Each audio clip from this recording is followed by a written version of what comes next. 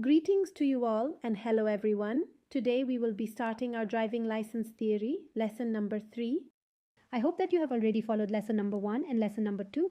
If you haven't watched those first two lessons and this is the very first video you're seeing, then I kindly ask you to please start from the beginning with lesson number 1. This will help ensure that your learning continuity is properly maintained. But before we proceed, I would really appreciate it if you could subscribe to my channel, Java Open Courses. So let's now begin lesson number 3. In lesson number 3, we will be studying 3 important topics. First, we'll discuss the obligatory items, those essential things that must always be present in a vehicle. Then we'll cover forbidden items, things that absolutely should never be found inside your car. And finally, we'll delve into 2 security systems, understanding what they are and precisely how they function. After that, I will share with you the questions that appeared in the exam, specifically those related to these 3 topics. And then, at the very end, I will also provide you with their answers. So, let's begin our lesson. First and foremost, it is essential that your vehicle's documents are present inside your car. Furthermore, these documents must absolutely be in their original form. You are not permitted to carry just a clean, photocopied version of them.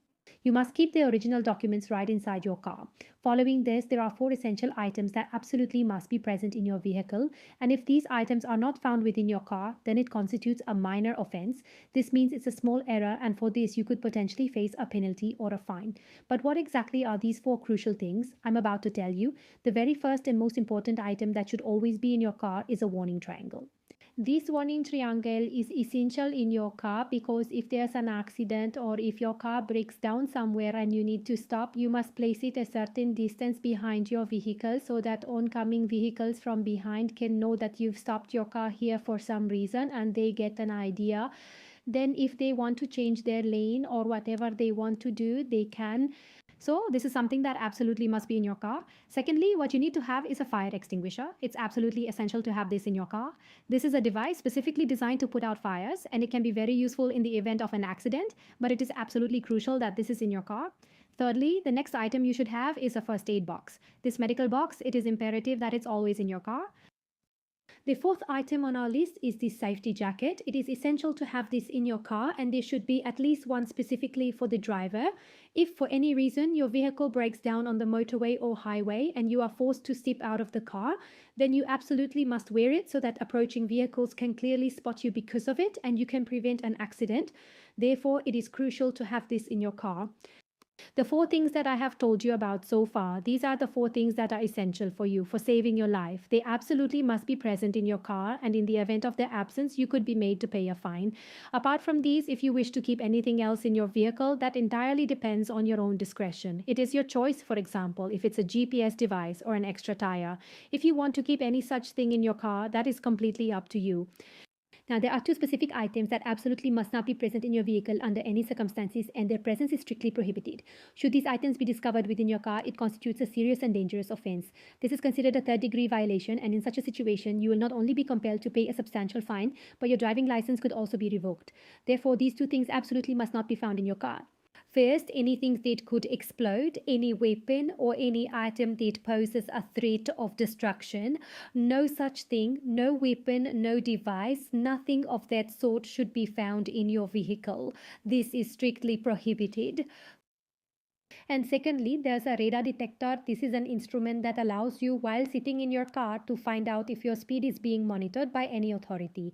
So you cannot keep this radar detector in your vehicle. It is also strictly prohibited. In every single car, for enhanced security, 2 distinct systems are always installed. One is ABS and the other one is ESP. And their specific signs are these 2 that you can clearly see right now in the picture. And how these 2 systems actually work and why they are so incredibly important, I will explain to you right now.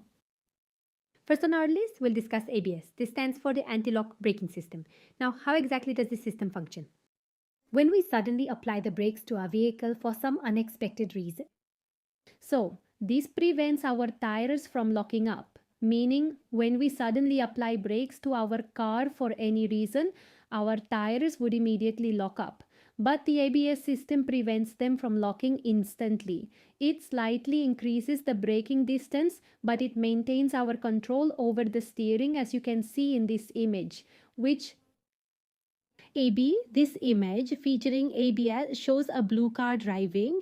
It applied its brakes precisely at the braking point line. And because the tires didn't lock up immediately and the steering wheel was still fully functional, this allowed him to maneuver his vehicle and successfully prevent a crash. However, in a different scenario where the ABS system was not operational, and he immediately applied the brakes, and his steering, because of that sudden braking, became completely unresponsive. The tires instantly locked up, which resulted in him losing all control over the steering wheel, and he ended up colliding directly with the vehicle in front of him. Because with the steering locked and no control, he was completely unable to maneuver his car away from the impact. Therefore, an anti-lock braking system is an extremely vital and necessary feature in all modern vehicles. So, this is how it operates. Furthermore, if the system is not operating correctly, how will you come to know about it? And in such a circumstance, what action should you undertake? If any sensor in your ABS system isn't functioning correctly, and then this warning sign will appear on your car's dashboard displaying ABS written clearly.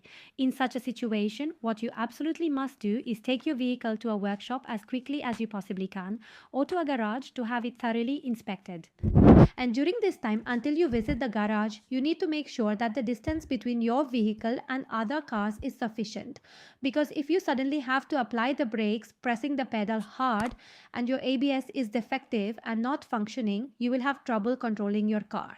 It will brake immediately, and you might naturally encounter an accident. So in such a situation, you must try to ensure that the distance between your vehicle and other cars is at least enough to prevent any collision from occurring. In second place, we have ESP, Electronic Stability Program. This is a computerized system inside your car that controls your vehicle's movement, your steering wheel's movements, and the movements of your tires. It constantly checks based on road conditions whether your car is maintaining stability or not.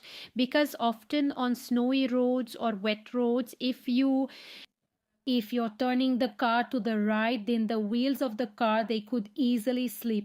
Due to snow, rain, or even just water, you might slip and veer off to the other side, but this program actively prevents such a dangerous situation. It reduces the engine's power, ensuring the car stays on its correct side.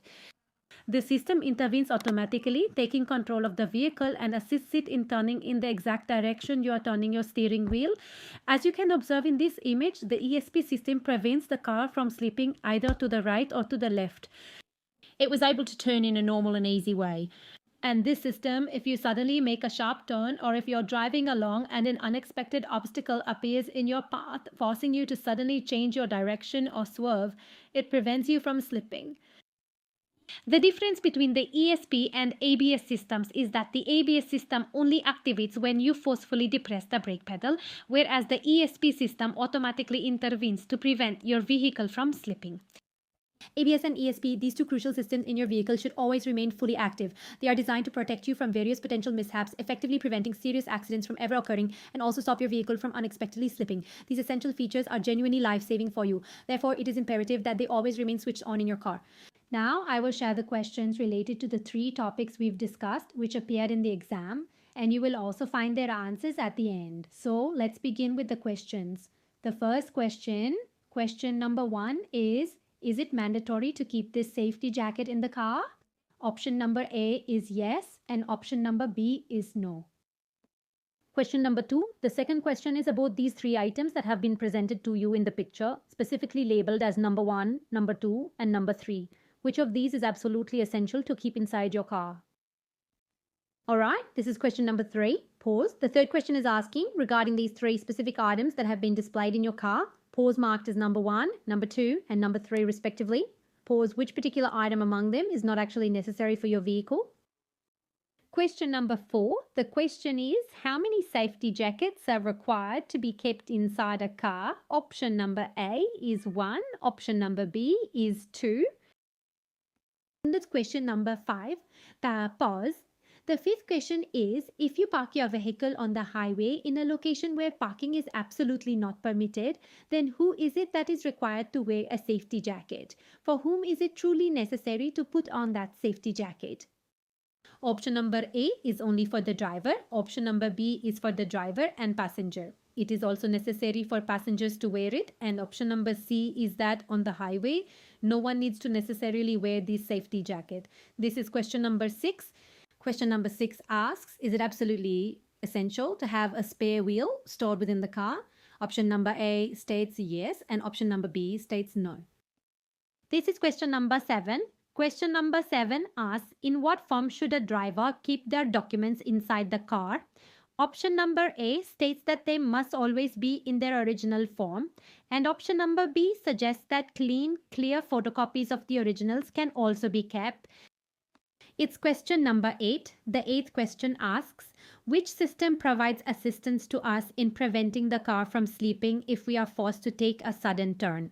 Option number A is ESB or Electronic Stability System, and option number B is ABS or Anti-Lock Braking System. Question number 9. The 9th question is, when you apply the brakes with an ABS system, how do you apply them? Do you pump the brake pedal?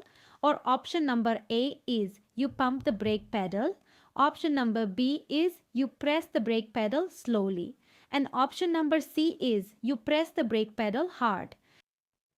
Question number 10 is, the 10th question asks, which system is it that ensures your car does not slip and your steering remains completely in your control when you suddenly apply heavy brakes?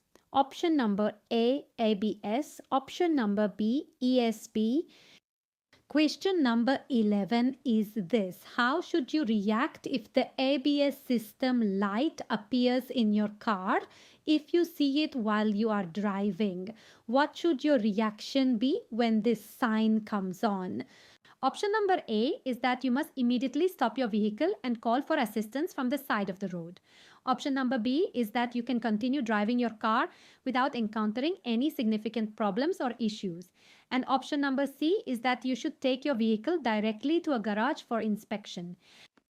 Question number 12 is, ESB is the abbreviation for Electronic Stability Program, and in the Dutch language, specifically in the Netherlands, we refer to it as Electronic Stabiliteit Systeem.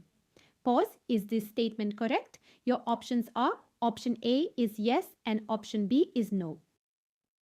Question number 13. The 13th question asks, what exactly happens when you apply the brakes while utilizing an ABS system? Option number A states that the braking distance, meaning the total distance covered before the vehicle comes to a complete stop, always becomes shorter. Option number B states that the distance required for braking always increases, and option number C indicates that the stopping distance on a wet road becomes much longer. It significantly increases. This is question number 14. Question number 14 asks, if you apply the brakes on a dry road with an ABS system, the stopping distance, that is, the distance it takes to stop, will always be shorter compared to if you apply the brakes on a dry road without an ABS system. Option number A says that this statement is correct, and option number B says that this statement is incorrect. Now the answers to all of these questions are available on this page. Pause. You can check your responses here to verify if you have answered correctly or not. Pause. Thanks for watching. In just a few days, the next lessons video will also be uploaded, but please make sure to subscribe to my channel so you receive its notification and can follow the lessons with continuity. Thanks for watching again, and may God protect you.